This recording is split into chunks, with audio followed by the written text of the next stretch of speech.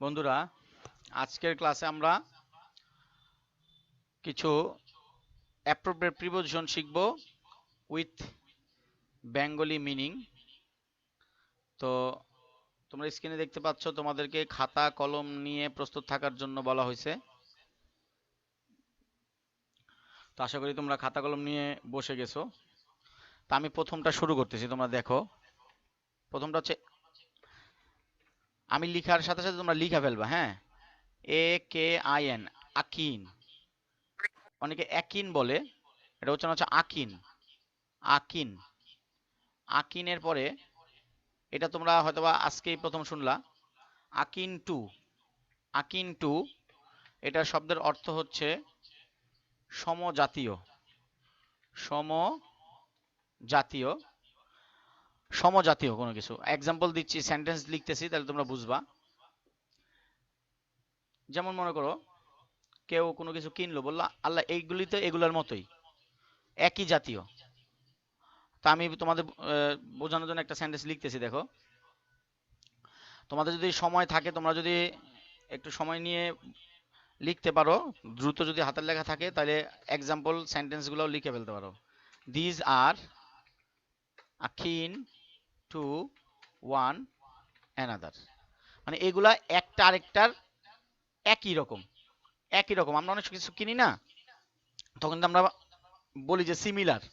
Similar মানে এটা যখন আমরা কোনো বস্তুর সাথে বলবো যে একই রকম, তখন আমরা এটা আকিন টু এই প্রিপোজিশনটা ব্যবহার করব। এটাকে ফ্রেজ প্রিপোজিশনও বলে।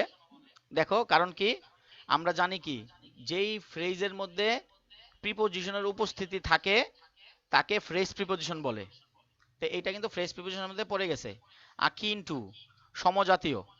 আকিন টু, সমজাতীয়।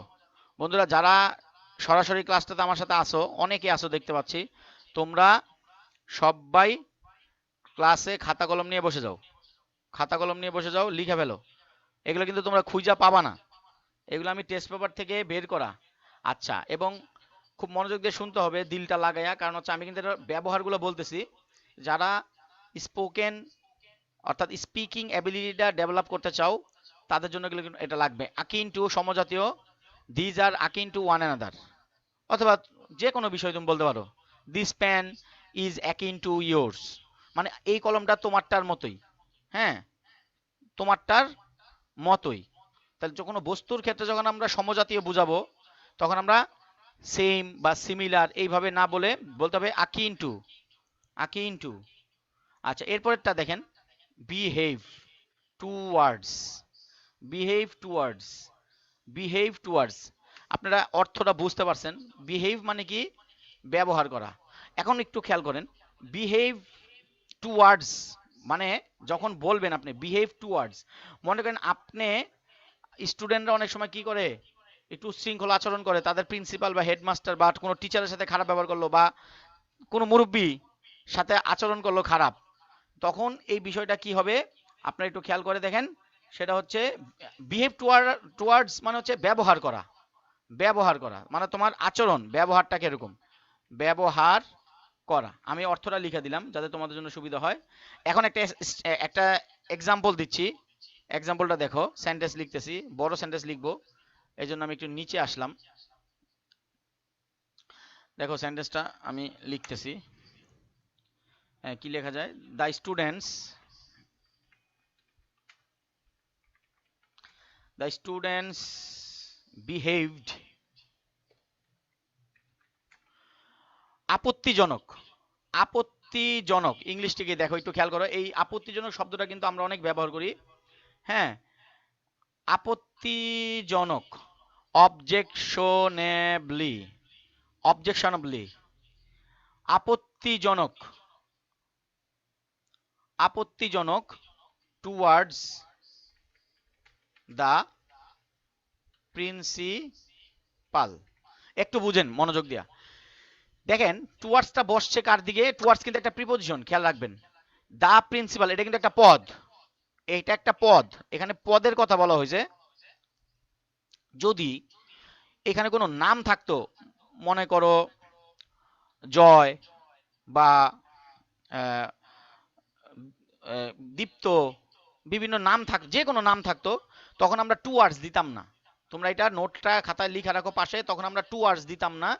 তখন দ্যাট টাইম আমাদেরকে ব্যবহার করতে হতো উইথ, অথবা যদি এটা তোমার সাথে হইতো, হি বিহেভড অবজেকশনেবলি উইথ মি, আমার সাথে করেছে, অর্থাৎ তখন হয়তো উইথ।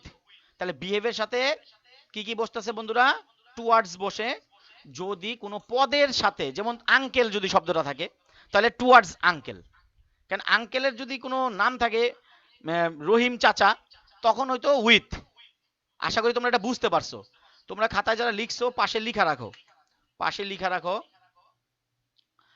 সবাই লিখা রাখো। সবাই কি বুঝতেছো? আমি আবারও বলতেছি, আমি দেরিতে যারা জয়েন করছো তারা শোনো।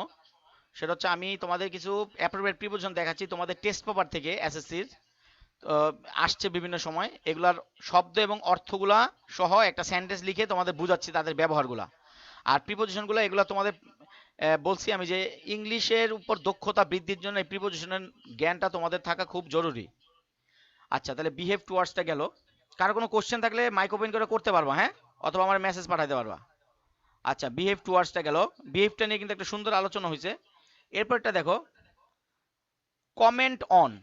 কমেন্ট অন, তোমরা অনেকে আমরা দেখছি এখানে ভুল হয় যে কমেন্ট ইন লেখে। কমেন্ট ইন বলতে কোনো শব্দ নাই, মানে কোনো প্রিপোজিশন ব্যবহার করা যাবে না। এটা কমেন্ট অন হবে। কমেন্ট অন, মনে করো তুমি ফেসবুকে একটা পোস্ট দিছো, তোমার ফ্রেন্ড একটা কমেন্ট করে গেল, এটা কি হবে? Comment on my post. Comment on my post, এই বিষয়টা আমাদের খেয়াল রাখতে হবে। কমেন্ট অন, মন্তব্য করা, মন্তব্য করা, ঠিক আছে? তাহলে কমেন্টের পর অন হবে। My friend commented on my post. My friend commented in my post না, এট মাই পোস্ট না, কিচ্ছু না, এখানে হবে কি? অন হবে, on my post. My friend commented on my post. আচ্ছা, আমি সেন্টেন্সটা বলছি, এরপর দেখো আরেকটা শব্দটা আমি লিখতেছি, তোমরা দেখো। কম পেন সেট, কম্পেনসেট, খেয়াল করো তিনটা সিলেবল। কম পেন সেট, কম্পেনসেট, উচ্চারণটা কম্পেনসেট, কম্পেনসেট। কম্পেনসেটের পরে সবসময় ফর, অর্থটা লিখি। এই ভোকাবুলারিগুলো কিন্তু তোমাদের দরকার, শব্দের অর্থগুলোও তোমাদের দরকার। কম্পেনসেট ফর, কম্পেনসেট ফর, ক্ষতিপূরণ করা, ক্ষতিপূরণ করা, ক্ষতিপূরণ করা, ক্ষতিপূরণ। মনে তুমি চাইলা যে আমি এটা ক্ষতিপূরণ দিয়ে দিব, তোমার সামনে দেখা গেল একজন দরিদ্র মানুষ রাস্তা দিয়ে যাচ্ছে। যেমন আমার এক ফ্রেন্ড দেখছে কিছুদিন আগে, আমি ছিলাম, এক ডিমওয়ালা, গরিব ডিমওয়ালা, ডিম বিক্রি করে ওই যে কাঁধে নিয়ে। তো আমরা দেখি নাই কিভাবে পড়ছে, পরে শুনছি যে সিএনজির ধাক্কায় পড়ে গেছে।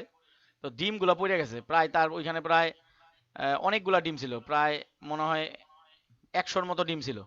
আমার ফ্রেন্ড কি করছে, তা ওর কাছে খারাপ লাগছে, ও পকেট থেকে 500 টাকা বের করে ওই লোকটারে দিছে, লোকটা কাঁদতেছিল। যাই হোক, এটা বলে কম্পেনসেট, কারণ লোকটার ক্ষতি হয়েছে, প্রকাশ্যভাবে লোকটার ক্ষতি হয়েছে। তো এইটারে বলা হয় কম্পেনসেট, ইংরেজিতে বলা হয় কম্পেনসেট। মনে করো তুমি বললা, তুমি হয়তো বা বললা তোমার এরকম হয়েছে কোনো কিছু, তুমি সামনে বলা যে আই উইল, আই উইল, তুমি বলতাছো এইভাবে যে I will compensate, I will compensate, I will compensate him, তাকে আমি ক্ষতিপূরণ দেব। কি লিখে দিবা? ফর দা লস, অথবা ফর হিজ লস। দেখো কম্পেনসেট। এবং আমি তোমাদেরকে অনুরোধ করব, শব্দগুলো মুখস্থ করে ফেলো। একদম ছোটকালে যেভাবে আমরা শব্দগুলো মুখস্থ করতাম, হ্যাঁ, ইংরেজি থেকে বাংলা মুখস্থ করতাম, তা আমি তোমাদেরকে বলবো এভাবে মুখস্থ করে ফেলো। কাজে behave towards, comment on, compensate for, এভাবে মুখস্থ করে ফেলবেন। আচ্ছা, এরপরে শব্দ আপনাদের জন্য দিচ্ছি, দেখেন। আমরা এই শব্দটা লিখবো, তোমাদের কাছে অর্থটা হয়তো মনে থাকবে না, কিন্তু যখন আমি অর্থটা বলবো তুমি বলবে স্যার এই অর্থটা তো আমরা জানি। ড্যাট ট্রি, কি লিখেছি? That tree man, that tree man, TAL, টাল, that tree mental, try syllable, খেয়াল রাখেন, that tree mental.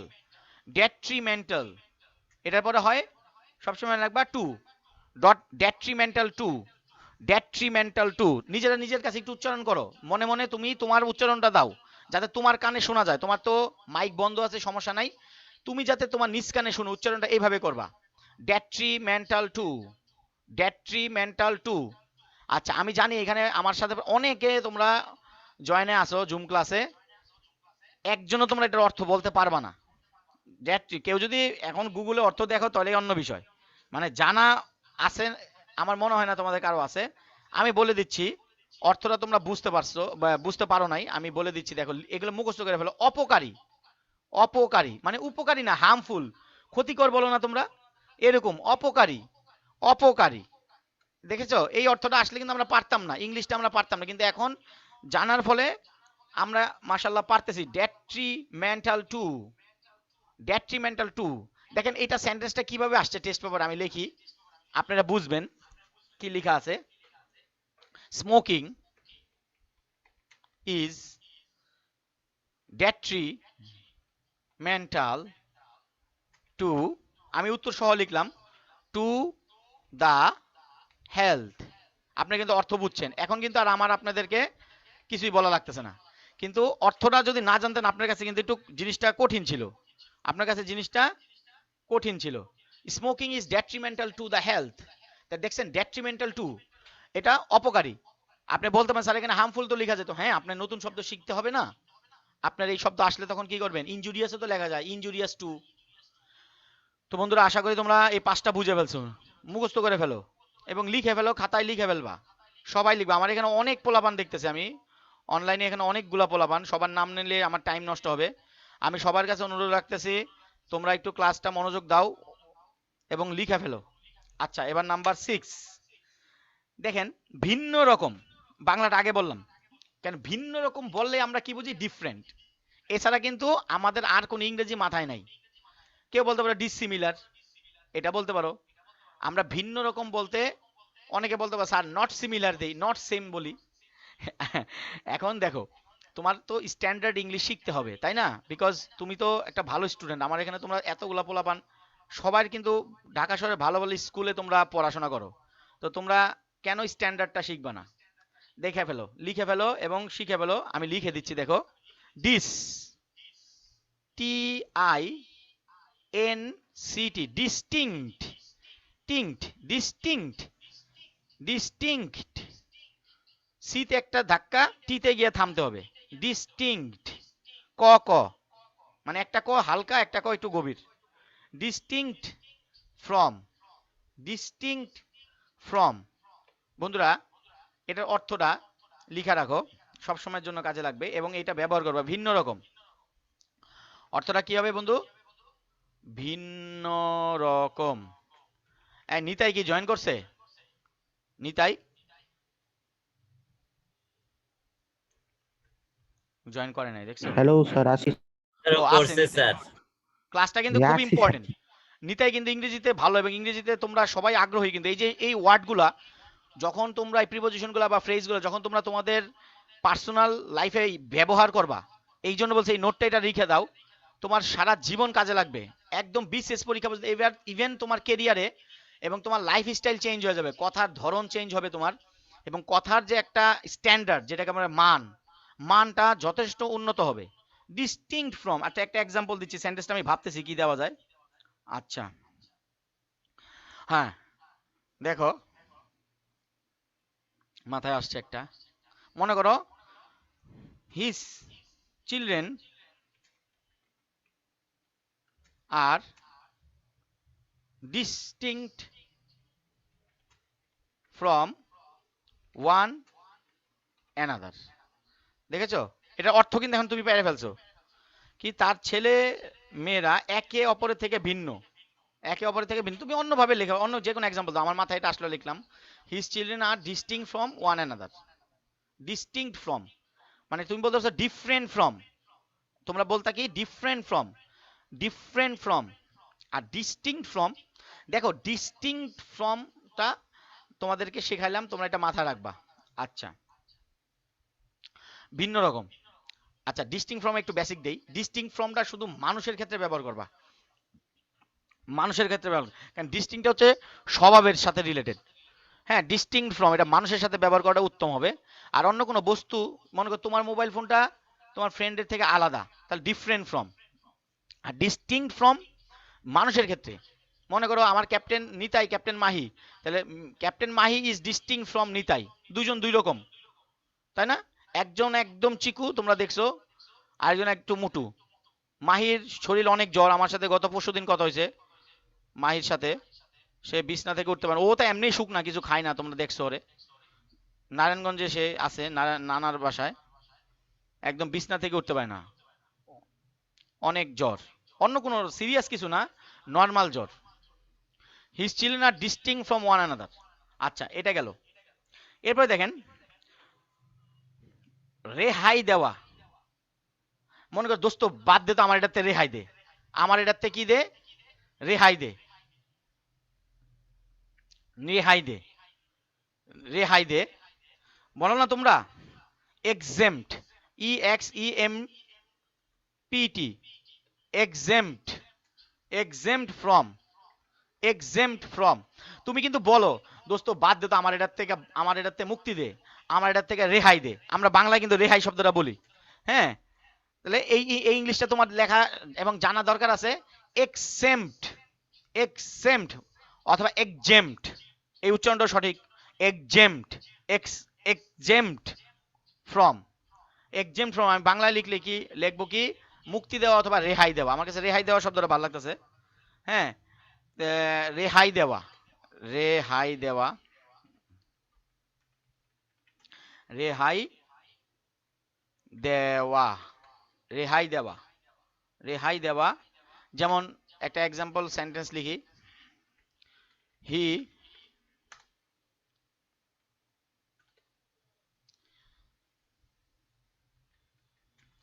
He was exempt,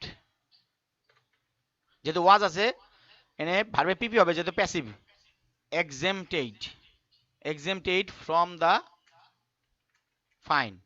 মনে করে কারো জরিমানা করছে, কিন্তু তার জরিমানা থেকে মাফ করে দেওয়া হয়েছে, রেহাই দেওয়া হয়েছে, মুক্তি দেওয়া হয়েছে, হি ওয়াজ exempted from the fine। তুমি তোর বন্ধুরে বললা, প্লিজ দোস্ত আমারে এই বিষয়টা থেকে রেহাই দে, please exempt me from this meta topic problem, যে কোনো ফ্রম দিস ইস্যু।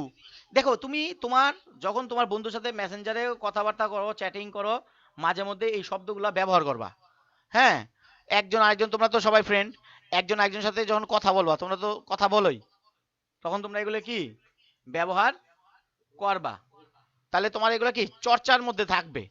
হ্যাঁ, একজন একজন এগুলো ব্যবহার করবা, যে বাদ দে তো বিষয়টা, আমার এটা থেকে বাদ দে। হ্যাঁ, লিভ, তোমরা কি কও, লিভ, লিভ দিস ম্যাটার, বাদ দাও লেসিকটা। আর তুমি যখন নিজে রেহাই চাইতেছো, লিভ মি, এখানে আমি ব্যবহার করবো এক্সেম্পট মি, প্লিজ এক্সেম্পট মি। তোমার কেউ বললো যে এক্সেম্পট মি, তুমি তো বুঝলে না এক্সেম্পট কি, আবার তুমি তো বুঝো নাই, তখন তোমাকে কিন্তু দেখো তোমার স্ট্যান্ডার্ডটা যদি সেরকম না হয়, তুমি কিন্তু কমিউনিকেশনটা কন্টিনিউ করতে পারবা না। সো এখানে তোমার স্ট্যান্ডার্ড বোঝা যাবে যে স্ট্যান্ডার্ড লো, তো তোমার এগুলো শিখতে হবে। আমি যেগুলো লিখে দিচ্ছি আজকে, আমি আশা করতেছি তোমরা সবাই লিখতেছো। আচ্ছা, নিয়ন কি জয়েনে আছে? নিয়ন, নিয়ন জয়েনে আছে? Yes sir. Very good boy, সবাই লিখো। চৌধুরী সাহেব আছে, ফাহিম হোসেন, সবাই থাকো। আমি সবাই নাম নিতে পারতেছি না, এতগুলো মানুষ। আমার আসলে কেউ আবার বলবা যে স্যার আমাগো নাম নিল না, অগো নাম নিল, সবাই আমার কাছে সমান, এক দুইটা নাম নিলাম আর কি, নাহলে তো আবার অনলাইন ক্লাস অনলাইনের মতো লাগবে না। আচ্ছা, সময়কা আছে না? সময়কা, আচ্ছা। এরপরে খাতা কলম রেডি রাখেন। দেখেন, আমরা সব সময় কি করি, অনুমান করি। এটা কিন্তু একটা আমাদের খুব কমন একটা ইস্যু, আমাদের অনুমান করি, বাংলায় অনুমান করি। হ্যাঁ, ভাবি, ভাবি, ভাবা কিন্তু আবার আরেকটা আছে, ভাবা মানে থিঙ্ক করা, আর কোনো কিছু ধরে নেওয়া এটা হচ্ছে সাপোজ, আর অনুমান করা হচ্ছে গেজ। আমি লিখতেছি GUESS, যেটা আমরা ডাবল এস বলে থাকি, GUESS, গেজ।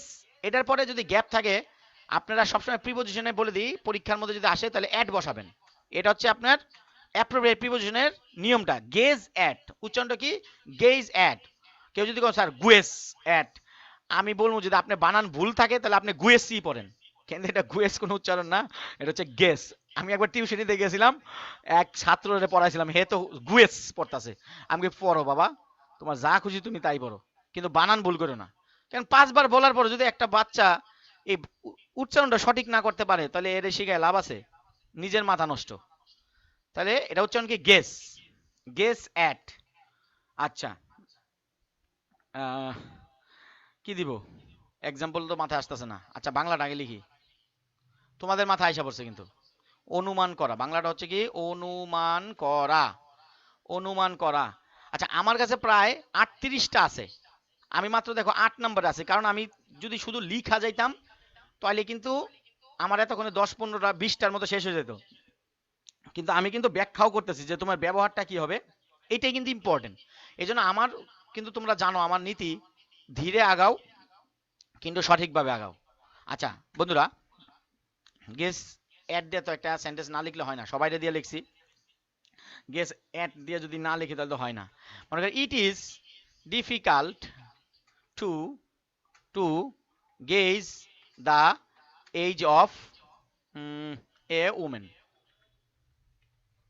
বললাম যে মহিলাদের বয়স অনুমান করা এটা কি খুবই কঠিন, বোঝা যায় না। আর তোমরা অন্য কিছু লিখলেও লিখতে পারো, গেজ,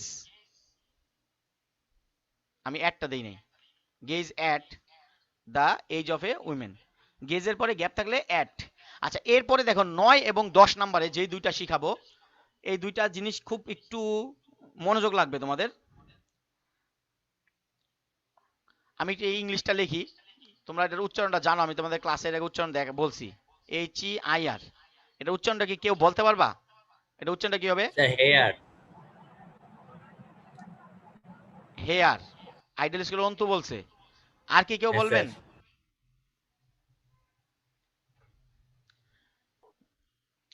এটার স্যার অর্থ কি? এ আর এই ইয়ার, স্যার উত্তরসূরি। উত্তরসূরি, পারফেক্ট, উত্তরাধিকারী বা উত্তরসূরি।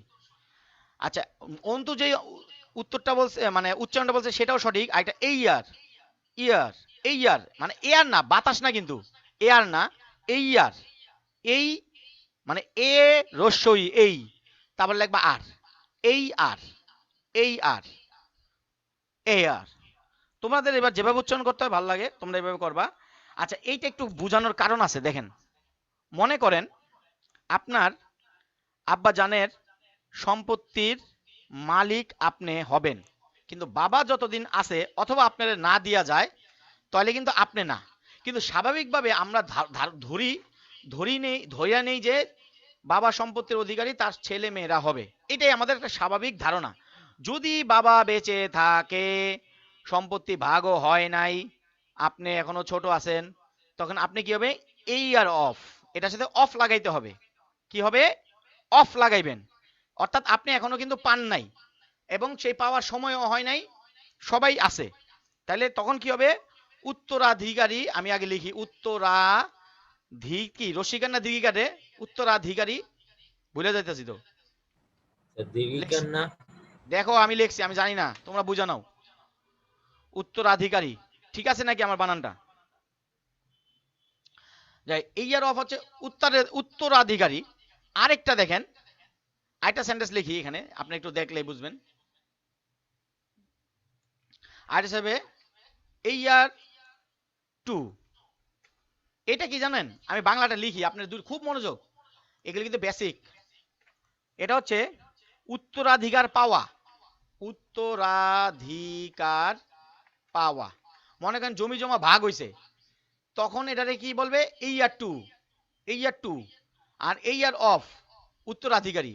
এখন আপনি বললেন I am the heir of my father, I am the heir of my father, অর্থাৎ আপনি আপনার, আমি সেন্টেন্সটা লিখি, আমি সেন্টেন্সটা লিখি, খুব মনোযোগ, সবাই মনোযোগ দেন। I am the heir of my father. এটার অর্থ কি? এখনো সম্পত্তি ভাগ বন্টন কিচ্ছু হয় নাই, আপনি উত্তরাধিকারী। I am the heir of my father. আর এইবার এইখানে অর্থ কি হবে দেখেন, আমি এটা ফন্টটা একটু ছোট করে দিই, না জায়গায় লেখা হবে না। দেখেন আমি বললাম যে কেউ একজন, তুমি বললা আরে সে তো অনেক সম্পদের অধিকারী হয়েছে, তার যেমন যেমন হাজী মোহাম্মদ মহসিন তার বোনের থেকে পাইছে, মুন্নুজান থেকে। তো তুমি বললা যে he is an heir heir to a vast property. তার মানে কি অলরেডি দেখেন খুব মনোযোগ, একটা অফ আর একটা টু, কি বলছি প্রিপোজিশন কিন্তু খুবই ইম্পর্টেন্ট জিনিস। দেখেন আপনি প্রথমে I am the heir of my father মানে কি আমি আমার বাবার সম্পদের উত্তরাধিকারী, দ্যাট এটার মানে হচ্ছে আপনি উত্তরাধিকারী কিন্তু আপনার বাবা এখনো আছেন এবং সম্পদ ভাগও করেন নাই, দেনও নাই, এমন কোনো কিছু হয় না যে সম্পদ আপনার কাছে আসছে, আপনি উত্তরাধিকারী, এতটুকুই। আচ্ছা, আর এই ইয়ার টু মানে হচ্ছে আপনি অলরেডি পাইছেন, আপনি পেয়েছেন, যেন he is an heir to a ভাস্প, অর্থাৎ সে পাইছে, বর্তমানে সে মালিক। আর যখন অফ দিবেন তখন মালিকানা বুঝায় না, কিন্তু যখন টু দিবেন তখন মালিকানাটা বুঝায়। দেখেন কত ইম্পর্টেন্ট আজকে এই ক্লাসটা ছিল, এই 10টা দিলাম, আশা করি আপনারা সবাই বুঝতে পারছেন। কি বাবার পোলাপান কয়েকজন ক্লাস থেকে বের হইতেছে কেন, বের হইতেছে ঢুকতেছে, এদের কি নেটে প্রবলেম নাকি? প্রায় 4-5 জন আমি দেখলাম মাইনাস হয়েছে। কে কে মাইনাস হইলো? এত সুন্দর একটা ক্লাস রেখা মাইনাস কি হইয়া গেল নাকি ইচ্ছায় হইলো বুঝলাম না তো। যাই হোক, আচ্ছা আমার সাউন্ড কি তোমাদের কাছে যাচ্ছে? সবাই কাছে শুনতেছো আমার কথা? কি আওয়াজ যাচ্ছে? হ্যাঁ Yes, স্যার sir. শোনা যায়। দেখছো ক্লাসগুলো কিন্তু খুব ইম্পর্টেন্ট ছিল। 10টা যে বললাম এগুলো মুখস্থ করে ফেলবেন। Akin to, behave towards, comment on, compensate for, detrimental to, distinct from, exempt from, gaze at, ear of, hair of, কেউ যদি হেয়ার বলে এটাও কিন্তু হবে, আমি তো বলছি। আর টু দেখছো অফ আর টু, এখানে কিন্তু একটা চরম একটা অর্থের চেঞ্জ হয়ে গেল, অর্থের একটা চেঞ্জ হয়ে গেল, আরো দুইজন নাই হয়ে গেল, বুঝলাম না ব্যাপার কি, এটা নাই হচ্ছে কেন?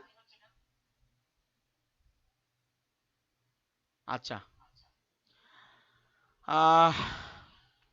আর অল্প একটু সময় পড়াবো, দেখেন আর দুইটা দেখাই দিচ্ছি। 11 number, number 11, mourn, MOURN, mourn শব্দের অর্থ কি জানেন? বিলাপ করা। মর্ন ফর, আর এটা হচ্ছে মর্ন, বিলাপ মানে কি কষ্ট, কান্নাকাটি করা। আচ্ছা mourn over, mourn for, mourn for বিলাপ করা। মনে করেন আপনার কোনো চান্স চলে গেছে, আপনি এটার জন্য খুব কষ্ট করতেছেন, মনে মনে খুব মানে অনুতপ্ত আপনি, যেটা আমরা ইংরেজিতে রিগ্রেট বলি, যেটা আমরা কি বলি? রিগ্রেট বলি, রিগ্রেট বলি। তো এটার বাংলাটা লিখে নিই। দেখেন আমার এই ক্লাস থেকেও 4-5 জন বের হয়ে গেল, আমি আসলে তাদের দোষ দিব না, তারা কি ইচ্ছাকৃত বের হয়েছে নাকি কারেন্ট চলে গেছে, কোনো একটা এলাকায় কারেন্ট চলে গেলে হয়তো ওয়াইফাই লাইন চলে গেছে, এটাও হইতে পারে। যেহেতু জানি না আমি, এখন তাদেরকে নিয়ে আমি আসলে কোনো নেগেটিভ কমেন্ট করতে চাচ্ছি না। বিলাপ করা, কেন আমার ক্লাস থেকে বের হওয়ার কথা না। বিলাপ করা, মর্ন ফর হচ্ছে বিলাপ করা, আর মর্ন ওভার হচ্ছে কোনো মানুষ যদি মারা যায়, কোনো মানুষ যদি মারা যায় তখন আমরা যে শোকটা করি এইটারে বলা হয় কি? Mourn over. এখানে কিন্তু আমরা ভুল করি অনেক সময়, সবগুলিতে মর্ন ফর লিখি। নো, মর্ন ফর হচ্ছে কি মৃত্যু ছাড়া অন্য যে কোনো কাজে আপনি বিলাপ বা কষ্ট, কি বলবো বাংলায় কি বলে ভাই, বিলাপ তো একটা বলছে আরেকটা আসতেছে না মনে, আফসোস, আফসোস, আপনি আফসোস করলেন, অথবা এমন আফসোস যে নিজের মনের থেকে একটু দুঃখ বাইরে আসতেছে, হ্যাঁ এটারে বলে মর্ন। এরকম এটারে বিলাপই বাংলাটা সুন্দর হয় মনে হয়। আর মর্ন ওভার মানে হচ্ছে শোক, কোনো মানুষ মারা গেছে এটার উপরে কি শোক করা, শোক করা। দেখেন একটা হচ্ছে মর্ন ফর আর হচ্ছে mourn over, mourn for, mourn over, এই দুইটা 12 পর্যন্ত দিয়ে আজকে শেষ করব। আমি মর্ন ফরটা বলতেছি, লিখে ফেলেন আপনারা, বন্ধুরা লিখে ফেলেন, বাচ্চারা কি লিখতেছো? আচ্ছা মর্ন হ্যাঁ ফর, স্যার লিখি। গুড। আমার তো মনে হয় এগুলো তোমাদের জন্যই লেখা উচিত, কারণ তোমরা এইভাবে গুছানো ক্লাসটা পাবা কোথাও বলো? আমি যে এগুলো গুছাইছি, আমি এই বইয়ের মধ্যে দাগায় রাখছি, তারপরে তোমাদেরকে পড়াইতে আসছি। আমি তো হুটহাট পড়াইতে আসি নাই, আমি আগে নিজে দাগাইছি তারপরে পড়াইতে আসতেছি। তো এইটা তো আসলে তোমার জন্যই দরকার, তোমার জন্যই লাগবে। তো এইখানে আসলে ফাঁকিবাজি করলে কি সেটা আমার সাথে করা হচ্ছে নাকি না নিজের সাথে নিজে করা হচ্ছে? আচ্ছা, মন ফর, আমি এক্সাম্পলে যাই, আমার টাইম নেই হাতে, আমার এরপর আবার এইচএসসির সাথে ক্লাস আছে। গুড। আচ্ছা, অনেকে আমার মেসেজ দিছো, আমি মেসেজগুলো দেখতে পারতাছি না, আমি যেহেতু ক্লাসটা রেকর্ডিং এ আছি, মেসেজগুলো উত্তর দিতে হয়। যাই হোক বন্ধুরা, দেখেন মন ফর হচ্ছে মনে করো বিল আপ করো, আমি কি লিখতে পারি? আচ্ছা, ইংলিশ করে নিই আগে। একটা বলতে পারি কি, don't mourn for the lost chance. মনে করো কোনো চান্স হারাইছে, এটার জন্য আর কই না, যাটা গেছে গেছে, এটা লাগে আফসোস করে কোনো লাভ নাই। এটা আমরা বাংলায় কিন্তু আমরা বলি don't mourn for the lost chance. Chance মানে যেই সুযোগটা চলে গেছে, এটার জন্য আর আফসোস করে বা বিলাপ করে লাভ আছে, হাই হুতাশ করে লাভ আছে এরকম? দেখেন এক্সাম্পল একটা দিলাম। আচ্ছা, এরপর দেখেন বন্ধুরা আমার, মর্ন ওভার।